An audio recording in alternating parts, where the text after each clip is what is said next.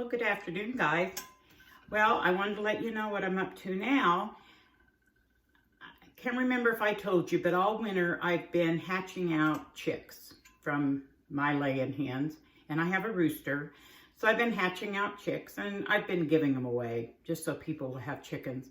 But I did have a few that I kept for myself. Started out with 19. Between the coons and the coyotes, I was down to 8. And then of those 8, 5 of them were roosters. I'm going to can them and make chicken broth. I've already done a lot of the work. I had intended to show you what they'd look like. They've already been skinned, but there's not a whole lot of meat on these. So what I've done with the others is I'm cutting the breast meat off, and I'm going to have some regular canned chicken, and I'll show that to you. The rest, I've got the chickens cut up and ready to go in my pressure canner, which I'm going to pressure cook. Remember, a pressure canner, you can can and pressure cook in a pressure canner. You cannot always pressure can in a pressure cooker. You need to remember that. That's important. So anyway, I'm going to cut the breast meat off of this, and I'll get back and show you what I got. All right, guys, let me show you what I did. But this is all the chicken that I got, just off the breast meat. So there's not going to be a whole lot of chicken to can. Whoop. And then I put the cut up chicken in my big pressure canner. Then I cut up 2 medium onions and just kind of put them in big chunks. I think 4 or 5 garlic cloves. Took some carrots. You don't have to peel them. Just throw them in there. Some old celery that I had. Any other vegetables that you'd like to add, you can add in. And right now, this is just for flavor. This is all going to be taken out. This is what I'm putting in my broth. And what else? Oh, had some sage from last year, my dried sage out of my garden. And peppercorns and a couple tablespoons of kosher salt. So now I'm going to put it in the pressure cooker, bring it up, and let it cook for an hour, hour and a half. I'm just going to kind of smell it. Okay, it's the next day. I took, I left those chickens in the pressure cooker about an hour, hour and a half. I let them cool down, and then I got up early this morning and deboned the chicken, took all the vegetables out, the cooked vegetables, and strained off. I'm going to strain it again though, because I want it clear. This is the meat that I was able to get off.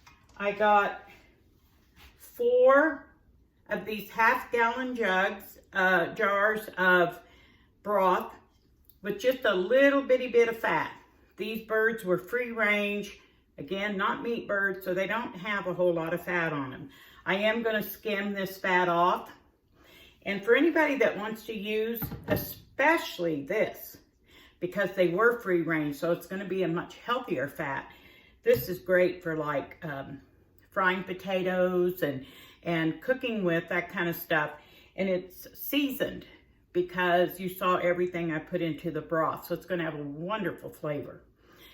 Then along with those 4, I got this little half quart. Now it's all gelatin, which is normal, because basically what I've also made is bone broth.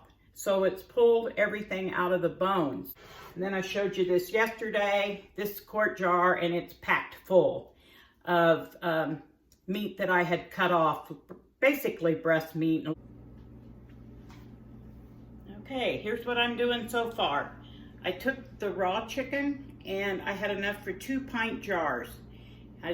You don't add water, you don't add anything, and I put in, usually it's a half a teaspoon to a pint and a teaspoon to a quart. I probably put in about a 1/4 teaspoon of salt. Remember, canning salt or kosher salt, not table salt. So anyway, this will go in the canner. The other thing I'm doing over here on this side is I've got a big saucepan. I poured in 2 of those half-gallon jars of the broth, and it had kind of gelled. So I'm making it back to liquid. I'm going to pour it into a pan. I've got a strainer under here, but of course you guys know I use my flour sack towel. So now I'm going to be straining my broth because I want it good and clear. I want a nice pretty broth. When I said I wanted to make the broth clear, I thought I better show you why I strain it again. Okay, see how it's kind of gelatin? I'm getting ready to put those 2 other half-gallon jars in the pan and bring them up to liquid. But in the bottom of the jar you can see some sediment, and it's also in the gel or the broth. So I want to strain all of that out. I don't want to see that on the bottom of my jars, and I don't want it floating in my broth. All right guys, I got the broth all strained and it's in a big pot right here. Here's the canner. It's got about 3 inches of water in it. And I've also finely chopped some onion and garlic, carrots, well, and the celery's still in the chopper thing. But I chopped some vegetables to put in the chicken soup.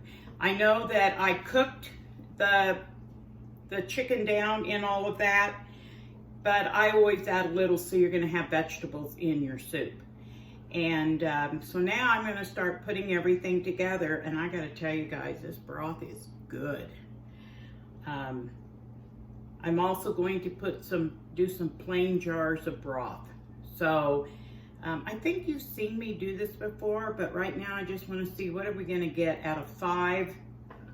Basically, they're the laying hen breed, and mine are barnyard variety. Okay, let me show you what I've done for starters. This is my broth. So I've got 2 pint jars of chicken broth. Now this is just getting started. And then I wanted to make like a chicken soup, whatever. And one thing the old farmer and I have found, that if I make a quart of this soup for us to share, it's too much. And sometimes we will split a pint, but this can almost be like a single serve for some people. And I've decided I don't want this to be one that you're gonna add rice or noodles to, just a bowl of chicken soup. And so I added a good amount of meat and maybe 1/8 of a teaspoon, not much of the chopped garlic or onion. I didn't want that overpowering. A big heaping tablespoon of the chopped carrots and about a tablespoon of the chopped celery. Next, I'm going to add the broth.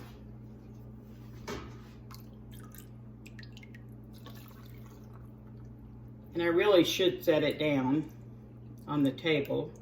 What a mess. But I'm going to continue to fill the broth in my jars. I'm going to bring it up to about 1 inch from the top. And then you need to debubble. And you guys have seen me do this, but I'll be using this cleaning house, and I found it. But this is what I'll go through, and you want to make sure and get all the bubbles out. So let me get all these jars ready to go and put them in the canner.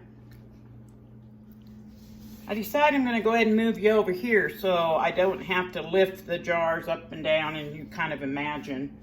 I've got the broth added to the jars of soup, and the next thing you're going to do before you put your lids on is you want to take like a paper towel, a cloth, whatever, and wipe the rims well.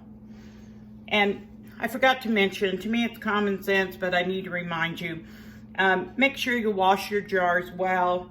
You can run them through the dishwasher, whatever. When you're pressure canning, your jars do not need to be sterile. I'm using vinegar to wipe around the rims of my jars. Vinegar will cut the fat from the chicken and get it good and clean. At the same time, I'm making sure that the rims of my lids aren't cracked or chipped. Now today, I'm going to be using Tatler lids. You all have seen me do this, and I would recommend that you guys get some Tatler lids. I'm hearing rumors with the coronavirus, and everybody now is wanting to can do more canning and that there might be a shortage on the metal lids. I have about 300, I think, 350 of the Tattler lids. Tattler lids, as I've told you before, can be used over and over and over. The tin lids are one-time use. If you're new to canning, start out with the tin lids. They're easier to learn, but Tattlers aren't that much different. Okay, I got the Tattler lids out of the hot water, but they have a rubber ring, a rubber seal, a gasket on a plastic lid, and it just goes on the top of your jar like that. When you put on a metal ring, you finger tighten it. These, you want them to be just a little bit loose when you put them on. So what happens is when the pressure goes up and down, you have some play in your lid. These you tighten when you take them out. So I've got this lid on and it's going into the canner.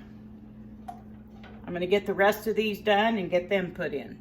Okay, I've got this canner, the bottom of this canner full. And I could actually get 1 or 2 other jars in here, but I also want to fill my other pressure canner, my small one, with 7 quart jars of the chicken soup. And more, that'll be more for chicken and noodles and that kind of stuff. I am going to put a second layer of pint jars. Cinnamon Girl, you can put 2 layers of pint jars, or pint jars and half pint, or a layer of quart. So let me show you. As you can tell, I've done a lot of canning. This is not, they're not dirty. It's just stained from, I add the vinegar sometimes to the water. But you have one of these racks on the bottom of the canner. You never put your jar on the bottom of the canner. You need a rack like this. And now I'm going to put one of these on top of the jars that are already in there, so I can add another layer of pint jars. Okay guys, I got 7 quarts of the chicken soup. Oh, I'm missing a ring. I'll have to get a ring. Oh, here it is. And ended up with 2 pints. I've already got them in Cinnamon Girl. And Cinnamon Girl's not full. So those of you that have been with me for a while know what that means. I'm going to fill it up with dried beans. I'm going to get these in the canner going because quarts take about 15 minutes longer to process. So I'm going to get these in the canner and I'm going to get them started, and then when we put the beans in, I'll show you the big canner. All right guys, I've got my pint jars for beans. And those of you that have been with me for a while know that I don't like to have a partially full canner. I'm going to fill it up with something. And people have asked me, what's the easiest thing to can? Dry beans. Nothing to it. The way I do it is for pints, it's a half a cup. For quarts, it's a full cup. Wash and rinse and sort your beans. No pre-soaking. And then you take a half a cup of dry beans, put them in your jar. Let me get them all full, then we'll show you what's next. Okay, after you get the beans in your jars, for a pint, a half a teaspoon of canning salt. Remember, canning or kosher salt. You don't have to add the salt, but it really gives it a lot better flavor.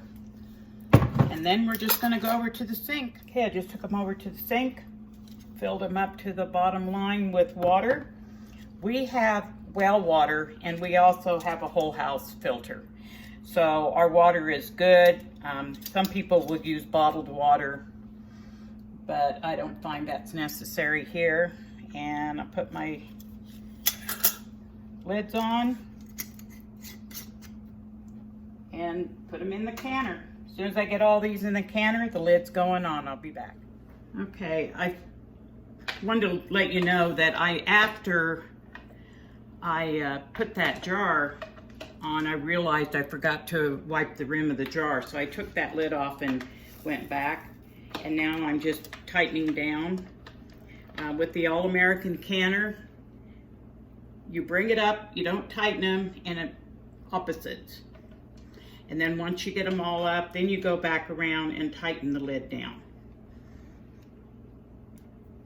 Okay, we canned, remember, a variety of food in here. We've got raw meat, we've got broth, we've got the soup with vegetables, and we have dry beans. When you can a variety of foods like that, you always can it according to the longest time. For meat, it's 75 minutes for pints, which is an hour and 15 minutes. For the quarts over here, that'll be 90 minutes. Okay guys, it's the following day. So we butchered on Saturday, and let me think, how'd that go? Butchered on Saturday and threw them in the pressure cooker. The next day was Sunday. That's when I canned them up. Today is Monday, and got up early this morning, took the rings off, checked for seals, and washed everything, and now it's going into the pantry. Well, let me show you. The chicken soup turned out like this: 7 quarts, 5 pints. Look at that beautiful broth. I gotta say, it was delicious. Here's the canned chicken. Again, all I did with this was just put the raw meat in, half a teaspoon of salt, and it made its own beautiful broth. And here's what the chicken broth looks like. Such a rich, beautiful color and wonderful flavor. And I know everything that's in it. And these were free-range roosters. How much more organic can you get? All right, guys, thanks. See you next time.